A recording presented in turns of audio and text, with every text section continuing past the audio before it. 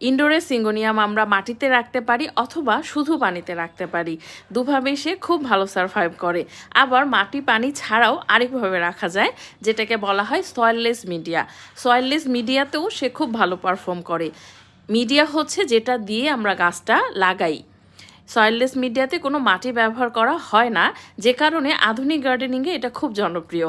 কিভাবে বানাবো, যতটা আমরা কোকোপিট নিচ্ছি ভালোভাবে ধুয়ে রোদে শুকিয়ে তারপর ব্যবহার করা উচিত কোকোপিট। যতটা কোকোপিট নিচ্ছি তার অর্ধেক নেব কম্পোস্ট, ভালো মানের কম্পোস্ট, যে কোনো কম্পোস্ট, পাতা পচা সার, ফার্মি কম্পোস্ট, শুকনো গোবর। যতটা কম্পোস্ট নিলাম তার অর্ধেক আমরা নেব নিমখৈল। বাস এই তিনটা উপাদান ভালোভাবে মিক্স করলে রেডি হয়ে যাবে আমাদের সয়েললেস মিডিয়া। সয়েললেস মিডিয়াতে কিন্তু আপনি ইনডোরের অনেক গাছ লাগাতে পারবেন এবং খুব ভালো সারভাইভ করে, আর মাটির তুলনায় পোকামাকড়ের আক্রমণ কম হয়। এই গাছে আরেকটা প্রবলেম হয়, পাতাটা কুঁকড়িয়ে যায়, কার্ল হয়ে যায়।